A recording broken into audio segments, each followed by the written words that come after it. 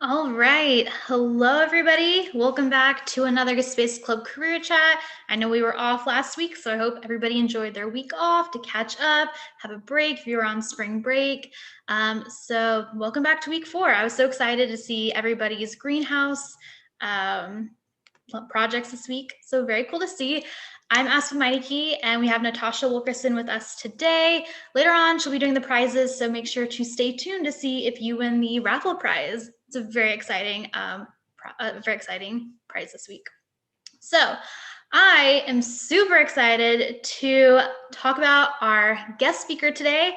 We are bringing on Dr. Lauren White, who is the Mars 2020 Vehicle Systems Engineer that works from mission control to operate the Perseverance rover on the surface of Mars. So you might have heard of the little Perseverance rover. It landed on Mars not too long ago, so we're going to be speaking with her today. She is located at the NASA Jet Propulsion Laboratory, or JPL, in California. And her background is that she has a bachelor's in chemistry from Texas A&M University and a PhD in chemistry from UC Santa Barbara. So today we're going to be doing it a little bit differently. She's going to be doing a quick presentation all about her amazing background and the incredible work that she's done. And then after that, we're going to be jumping into our student questions. So I'm going to go ahead and stop sharing. If you want to bring on your presentation, Dr. White, and take it away. All right, thank you, everyone. I want to start this thing off with a really fun video. If you don't know, a rover landed recently on Mars. That's called the Mars 2020 Perseverance rover. And here's just a fun, exciting clip about that.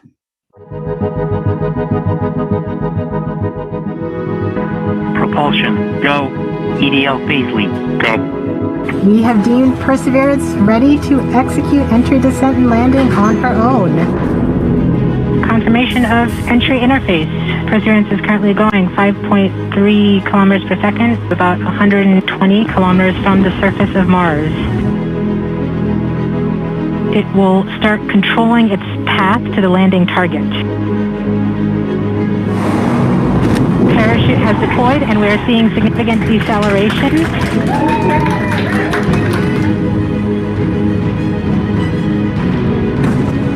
The heat shield has been separated.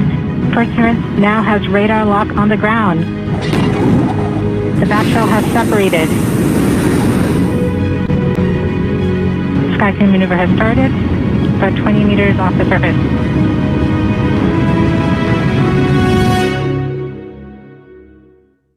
Tango Delta, nominal. Touchdown confirmed. Perseverance safely on the surface of Mars, ready to begin seeking the sands of past life.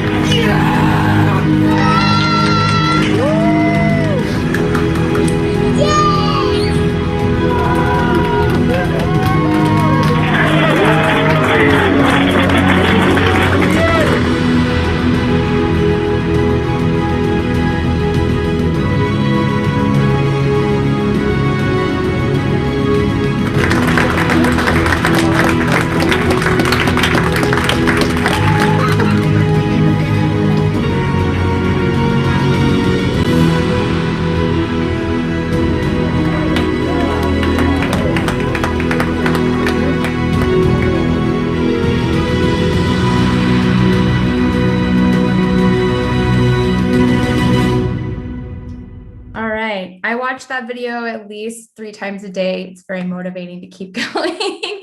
Thank you everyone for joining me. My name is Lauren. I am the Mars 2020 Vehicle Systems Engineer. I also actually spent the last 6 years as a contamination engineer on the 2020 rover, making sure we kept it very clean. And previous to that, I studied astrobiology as a scientist for NASA. So I just wanted to give you guys a quick background. Like most of you, I was in middle school. I loved science and I loved math. And so when I looked at college, I decided to go to the local in-state college because it was cheap. So I went to Texas A&M because I grew up in Houston, Texas. And I got my Bachelor of Arts in Chemistry with a minor in Earth Science. And out of that, I was able to get a job actually full-time working at Johnson Space Center. I got to work on the space shuttle. I got to do all kinds of cool stuff, doing internships with NASA. I worked on nano wires and all kinds of interesting things using something called an electron microscope.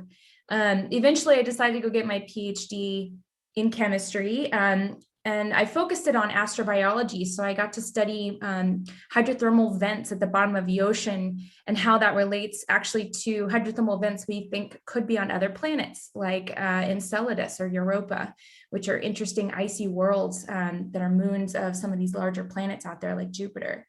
And then I actually studied Martian meteorites, looking for signs of life on Mars as a research scientist.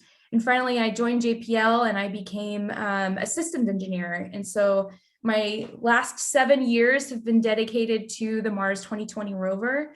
But I've also put a couple of payloads on the space station, just in case anyone's looking. There's 2 payloads up there. One's called OCO3 and the other one's called Opals, which has a laser beam that shoots from the sky that communicates to the ground from the space station. Really fun.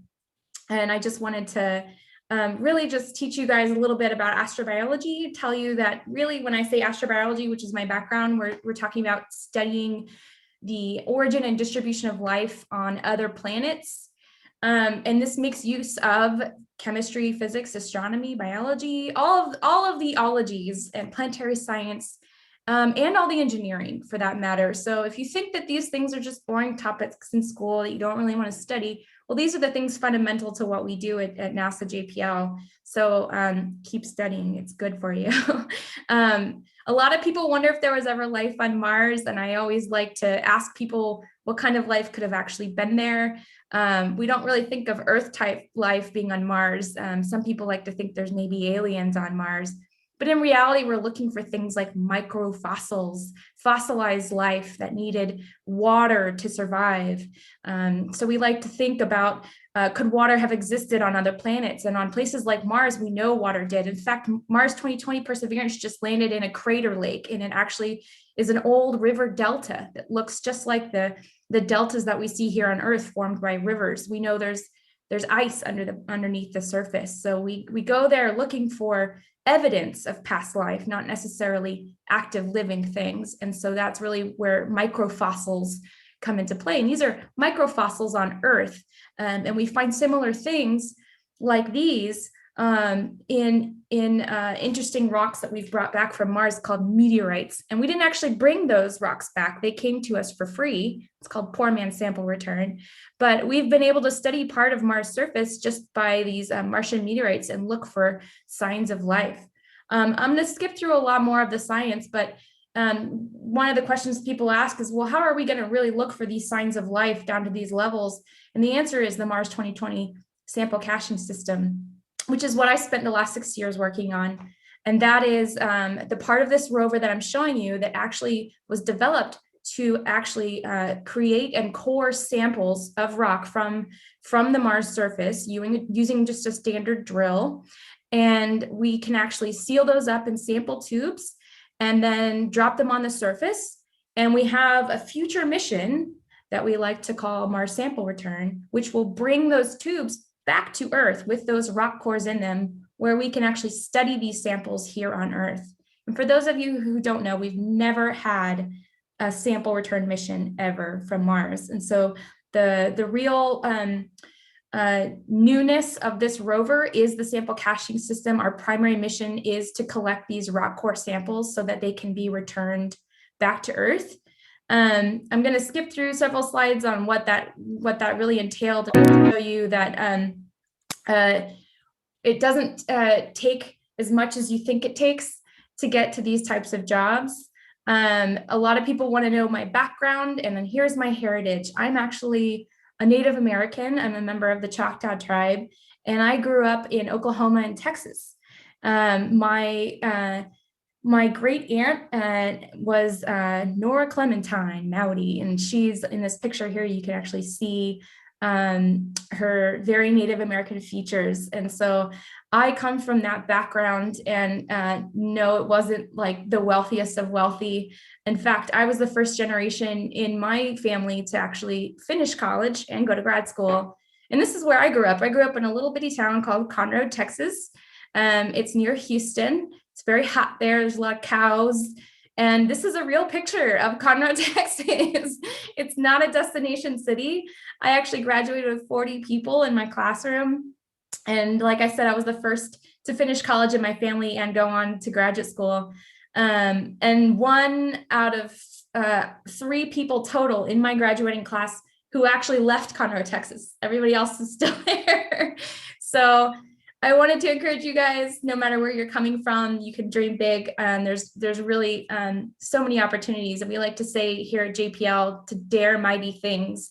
But my parents also taught me to never, ever give up. So just a little bit of storytelling for all of you guys. And now I'll give it back to our hostess, our wonderful hostess friends to, I think, ask questions. Ready, Dr. White? I am so ready. All right, so the first question is, what made you decide to go to Texas A&M? And this is from the Milky Way team in Texas. All right, woohoo, Texas. Well, number one, in-state tuition. My parents didn't make a lot of money, so it was a lot cheaper than going farther away. But also I wasn't ready to move very far away. And a lot of my friends went to Texas A&M, and they have a very strong engineering and science program. So those were all reasons I wanted to go. A lot of my close friends went.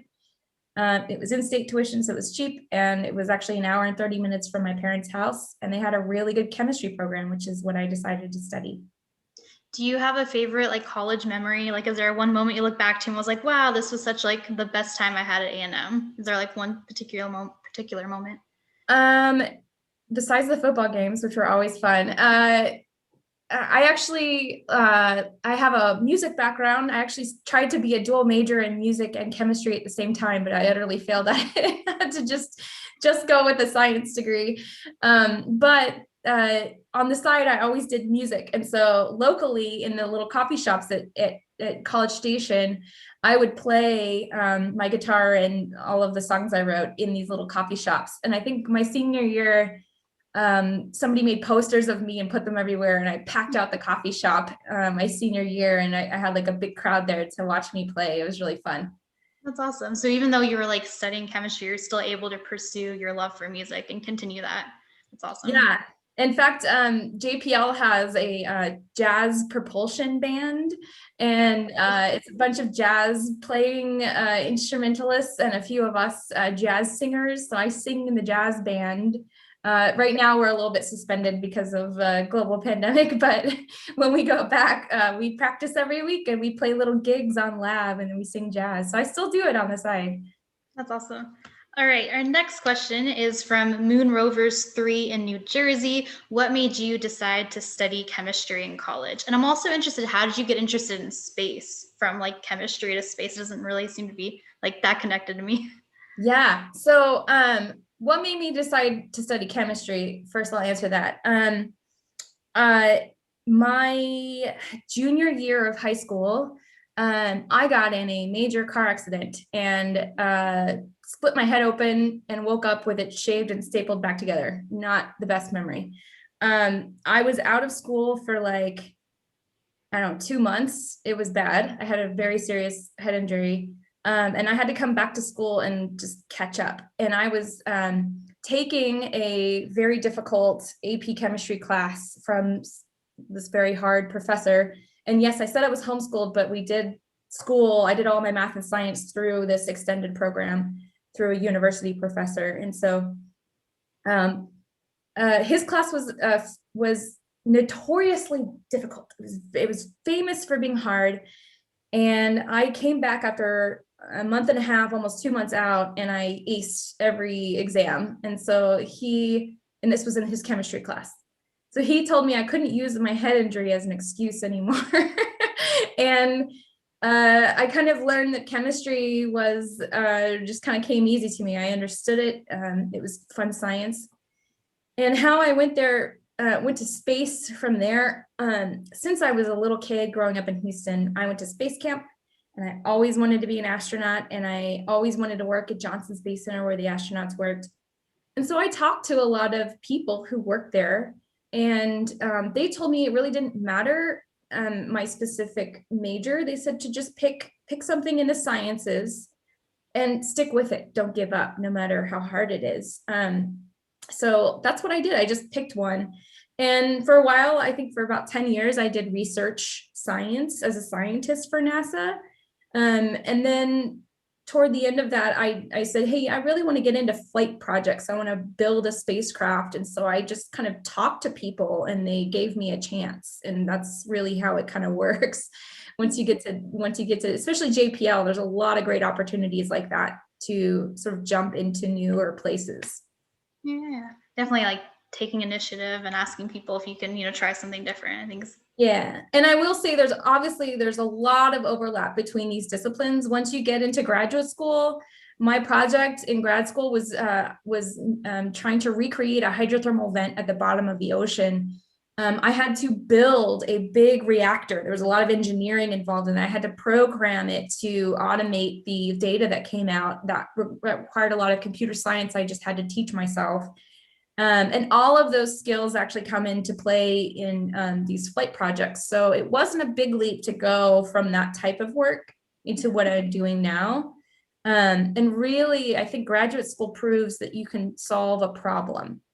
And that's what science is really about. You're learning how to solve a problem, and you get more problems and more problems. Well, the problems change, but the way you solve them doesn't have to. And so that's really, I see that's how you can easily go from any of these biology or chemistry, and you can go into the more engineering from there. If you can believe in yourself to solve the problem, then you can do it.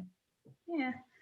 All right, our next question is from Nebula in Wisconsin. Were your parents supportive of you when you decided you wanted to work for NASA? And do you have any advice for students that might have, family or friends that are not supportive of that? Yeah, my parents, I'm so blessed that I had incredibly supportive parents. They were my cheerleaders the whole way. But there were naysayers along the way too. I remember my senior year at Texas A&M.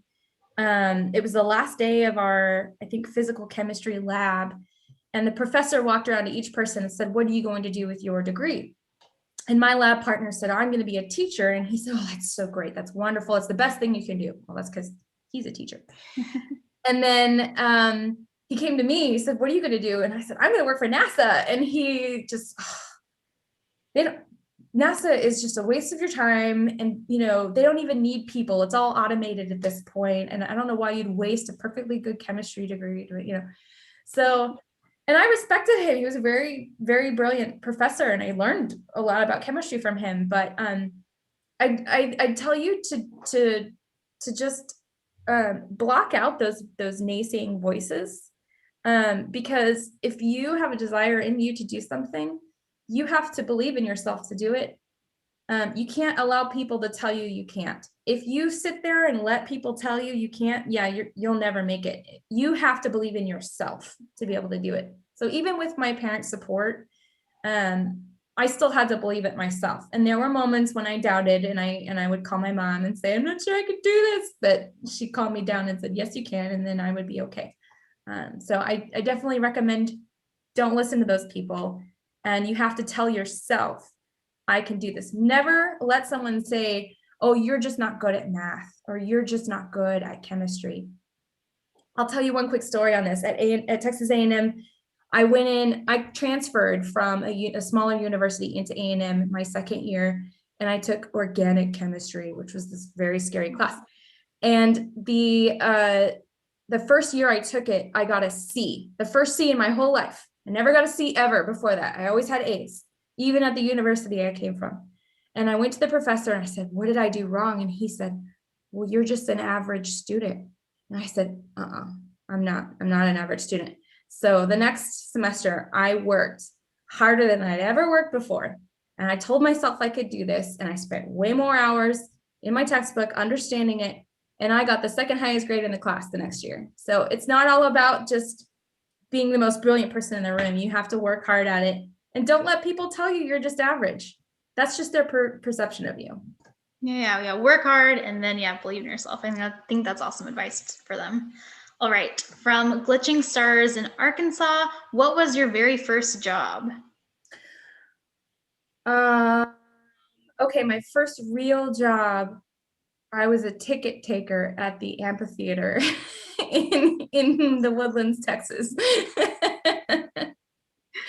Had nothing to do with science, but Hey, it made some money. And then our next question is, what is it like working at NASA? When you got to NASA, did you feel like your dream came true from gazing galaxies in Ohio? Working for NASA is as cool as I always dreamed it would be, for sure. Yes, I did feel like my dream came true. But just like everything in life, you're gonna have challenges, and there will come times when you're wondering if, I think more people at JPL or NASA and NASA in general, we get something called imposter syndrome, where you don't feel like you're smart enough to be there. I think everybody experiences this when they get a little older. And that's, again, you kind of doubting that you don't know how to do this. But in reality, I think everyone feels that way. And I, for one, have felt that way many times, if that's encouraging to you. And I'm still here, and they still give me jobs. And I still get to work on the rover. So yes, it's a dream come true. It is very challenging. NASA has a reputation for doing really difficult things. So don't be surprised if you come work for us. You're gonna hit some difficult problems that you're gonna have to solve. But that's also why it's so rewarding when you overcome them. Yeah. All right, so jumping into, we got a bunch of questions about the Perseverance rover. So our first question is, what was your reaction when the rover Perseverance landed on Mars? And this is from the Chosen Ones in New Jersey. Just like that video I showed you guys, there was like a, and then there was like a, oh my gosh, I can't believe it. There was just like a disbelief, like, and then after that, it was like, oh, I gotta go to work. Because once it landed, that meant, actually, a lot of people don't realize that those of us who work in operations, we're the ones commanding the rover now that it's on the surface of Mars. We were looking for that little picture, that very first, it's called a thumbnail. It was the first little black and white picture it sent back, looked like a little round one. And all we were looking for was that the ground was at the bottom and the sky was at the top, and that they weren't like, this or this, because that would have meant our shift that we were about to work was going to be really challenging and difficult. So we were excited that everything landed the way it was supposed to, on flat ground, and we didn't bust a tire or, that kind of thing. And so I was very relieved, very, very relieved. I spent 7 years working on this. I used to draw it on a whiteboard. And so having it actually land and it worked the way we planned it to work, it's an incredible feeling to work so hard and so long on something and to see it succeed. I spent less time trying to get my PhD and my bachelor's degree in college. So that just tells you how long I've been working on it. Coming. I bet a big sigh of relief came over you of like, we're finally, on Mars and get to do what we're here to do. Yes, so exciting, so exciting. And then our next question is, how does it feel to control the Mars rover from Earth? And this is from Space Explorers and Space Dogs in Mississippi. Great question. So it's a lot more complicated than I ever imagined it to be. This job is relatively new for me. I spent 6 years actually working very, very intimately with the sample caching system. And now I'm something called a vehicle systems engineer. So my job is sort of the overall health and safety of the rover as we command it each day. And so now I have to understand how the whole rover works as one whole big system. It is very complex. It takes not one, not two, it takes upwards of about 40 people per shift to do this. So there's a lot of people involved, and each person has a deeper knowledge in a certain area or subsystem or a specific instrument on the rover. And then honestly, a lot of it is really communicating to each other and making sure we understand what the plan is for today. Today we're going to do some mobility. We're going to turn on the flight computer. We're going to drive 5 meters. We're going to park. We're going to stow the arm. We're going to unstow the arm. We're going to rotate it around. It's very complex. It is a little bit anxiety inducing. There's a little bit of adrenaline that gets going when you're working on these shifts. But I think that's healthy because we don't want to be the person who drives the rover off a cliff and, ends the mission. So we proceed very carefully, very thoughtfully. And for 12 to 14 hours a day, we are just critically thinking about each step along the way and down to the very command line we're sending to make sure that what we're doing is the right thing for the rover and we're not going to break something. That sounds so stressful. It can be. All right, our next question from Moon and Branch in Michigan is, what is the coolest thing you have seen with the rover? And then also, what is the ideal thing you hope to find with the rover, the perfect scenario eventually? Okay, coolest thing, I gotta tell you, if you don't know, Mars' atmosphere is mostly carbon dioxide. That is not something we as humans can breathe. Here on Earth, the majority of our atmosphere is oxygen and some nitrogen and a little bit of other stuff. So carbon dioxide can react with the fuel that we use. So when the descent stage lowered the rover down to the ground, it was actually spewing fuel out onto the ground. And that fuel is called hydrazine. It's a special chemical. But that hydrazine reacts with carbon dioxide. And what happened is it actually reacted to form a compound called urea, which might sound like urine, which you'd be right, because it is the same compound that makes up our human pee. And so when I saw that there was actually some urea caked onto the very wheel that you're showing there, somebody made the joke that the descent stage peed on the rover before it flew off. But in some cultures, that's apparently a good luck, wishing well on a bon voyage, on a mission. So it was like a sign of good luck that the descent stage peed on the rover before we left. That was the coolest thing that I saw on the rover. What do I hope to see? I think I'm personally very excited the more and more we start commissioning, which just happened these past few days, the adaptive caching assembly, the whole sample caching system as a whole. We're starting to unstow the little robotic arm inside the rover. We're starting to take images of all the sample tubes that are in there. And that's all the hardware that I spent 6 years designing and building and testing every day in a clean room. So personally, I'm really excited to see that very first sample be cored and to go through all the motions of getting sealed and imaged. I'm also really excited, as I'm sure most of you are, to see the helicopter fly, which is going to be happening, I think, in the next week or two. So be on the lookout for that. We're actually going to drop the helicopter really soon. We've located our airfield where we're going to fly it, and so pretty soon we're going to drop it and actually take some images of it flying, which will be really I think that'll be spectacular to see. And that's the first object to fly on another planet, right? That's right. So cool. All right. Our next question from Ghost Riders in Oklahoma. What made you want to be a vehicle system engineer at NASA? Okay, so I really had no idea what a vehicle systems engineer was until about a year ago. But I knew there were people who worked in operations and a lot of people who work with the hardware, who build and design it, and we test it, which is a lot of what I did. They end up becoming the people who actually operate it on Mars because we know the hardware really well. And so this was just sort of the next graduation step to that particular job. But in general, a systems engineer at JPL, I think that's really what I've wanted to be and what I've sort of started to move towards in my career now.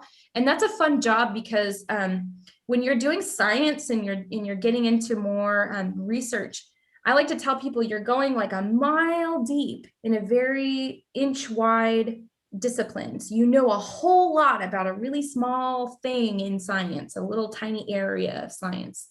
But when you get into systems engineering, you're a mile wide and an inch deep. And so you get to learn a lot about all the different disciplines and understand how thermal works with mechanical, how it works with electrical, how it works with the flight software, how it works with the fault protection. So so many different disciplines. And when you're a systems engineer, you're sort of looking at how all those things connect together.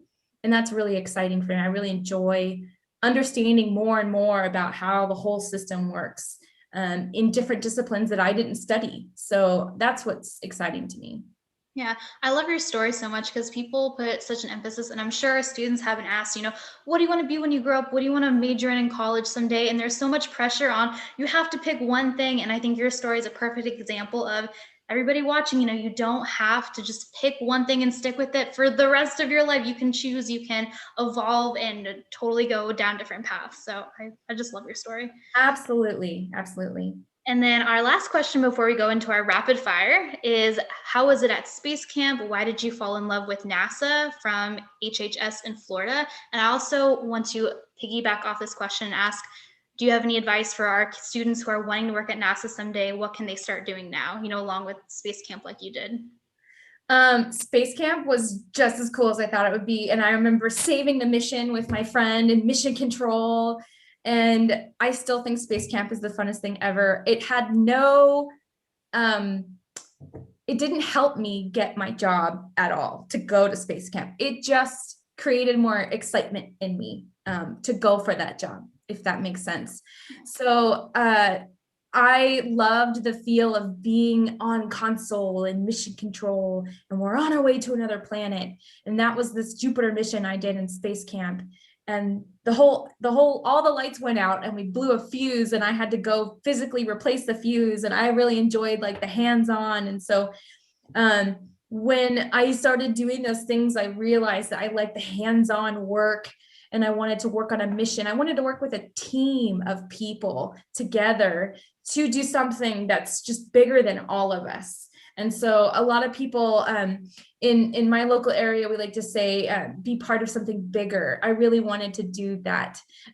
So that's kind of what drew me to that. And then in terms of what you can do, honestly, just keep working, just keep doing your homework, keep learning new things. If there's ever opportunities to do an extra project, if you want to, you can build a rocket and test out different fin shapes and all that. If your instructors and your teachers give you an option to do an extra project or a summer program, do it.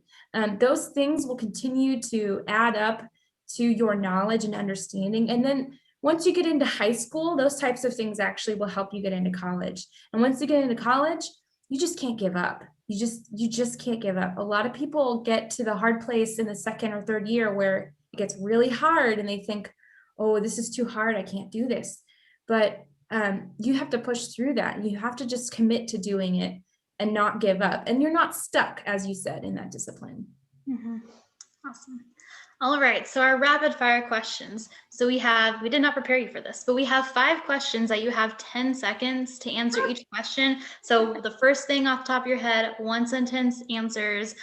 They had a lot of questions about your music background, some snowboarding. So we have a good variety of questions in here. Dr. White, are you ready? I'm ready. All right, first question. If you could live on another planet, what would it be? I don't want to live anywhere else. I like Earth. Earth is nice. It has water. There you go. All right. What is your favorite song to sing? Oh, Colors of the Wind from Pocahontas. Oh, I love that song. Do you play an instrument along with being able to sing? I do. I play the piano and the guitar. Very cool. Where is the coolest place you have snowboarded at? Oh, Big Sky, Montana. So much fun. Cool. And then last but not least, what is the most rewarding part of your job? No pressure here. Knowing that something I touched and built is on another planet. That's cool. That's awesome. Yay. Natasha, do we have any questions from the Q&A bank? You are on mute. Yes. I was excited to ask some questions. Yes, a lot of great questions, and I have to do a shout out to whoever Colin is answering a lot of the questions. I love it. So we're going to ask Colin's question, which is, will you ever try to send a probe into a gas giant? You would need a heat and pressure resistant probe, right? Oh, you should come work for JPL. Yes, it wouldn't just be heat and pressure. Actually, a lot of these outer planets, as we call them, are so far away from the sun. The extreme cold temperatures are what kill them. The closest thing we've done to what you're suggesting is called the Huygens probe. Go look it up. It was a little side package attached to the Cassini mission, the one that went to Saturn. And the Huygens probe went to Titan, which has a very dense gaseous atmosphere and then a rock solid inner surface. And I think it lasted 30 minutes on the surface before the electronics froze, which was intended. We got data back from the surface of Titan. And so, yes, the concept is there to do that. And absolutely, the desire to do that. There's plenty of people at JPL who would love to do something that cool. Near term, I think our focus is going to be on bringing back the samples that we're about to core on Mars. So the next big mission will be Mars sample return. But also there's a really interesting new project called Europa Clipper, and that will be a flyby of Europa, which is an icy moon. And a lot of scientists think there's actually oceans beneath that ice. So off and on again, depending on how our government funds a lot of these projects. So it's up to the government whether or not they want to fund it. There was a project that was a Europa lander, which would have landed on Europa and actually drilled through the ice. So I think near term, we're going to focus on more watery systems, but there's certainly a desire to do something like what you're talking about. In fact, there's already a concept proven out by the Huygens probe. That's awesome. And you actually answered the next question was what's next? And so what I'm hearing though is Colin, go ahead and apply to NASA because you might have a job waiting for you. But that was awesome. Thank you so much, Dr. White, for joining us today. Thanks for having me, guys. I'm excited.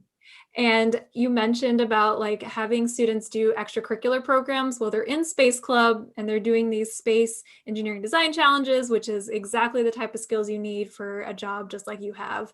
And so we're going to highlight some of those projects. So feel free to stick around for this next part. You can see some of the cool stuff you guys have been working on.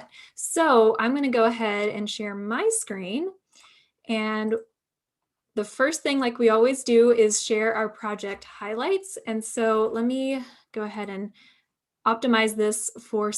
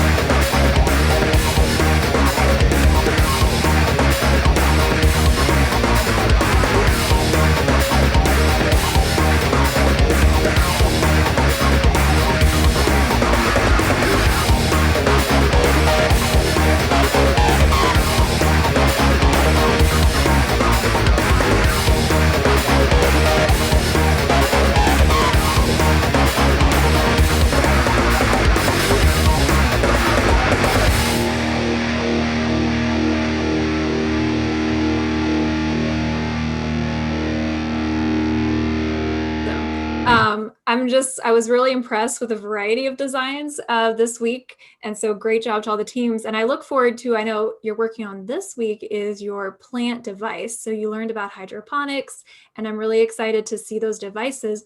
And a little hint for those that are in Goose Chase, this is the app where you get points. Make sure you keep your plant device, because I'm going to ask a bonus question soon to show the growth of your seeds. So stay tuned for that question. Okay, so the part you guys are waiting for, we have our raffle winners. And as a reminder, every week we look through those Goose Chase questions to see your submissions for the previous week, a different prize every week. And the big raffle is in May, so make sure you're looking out for that. You have to earn at least 25,000 points for your school to be eligible for that big raffle. And this is what you're winning. We have 2 teams this week that are going to get this really cool virtual reality headset. It works with any cell phone. You can see here that it's inside this little holder, and you can go on a virtual roller coaster ride. That's my favorite. You can play some really cool space adventure games. There's a simulation on Mars. So this is a really fun prize. And the way we're going to do this, like every time, I'm going to stop sharing here, and I have my picker wheel going. Okay. So let me show you guys. Ask when you see it. We're ready? Okay. We have 2 teams. So remember, I have to do this twice. So let's see who our first winner is.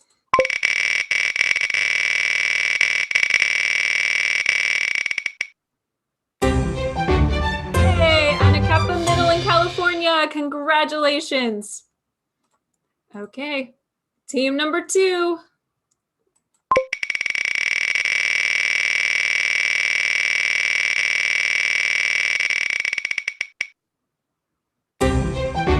Hey, Solar Squad. Congratulations, guys. So we will be reaching out to your teacher to get your really cool virtual reality headsets.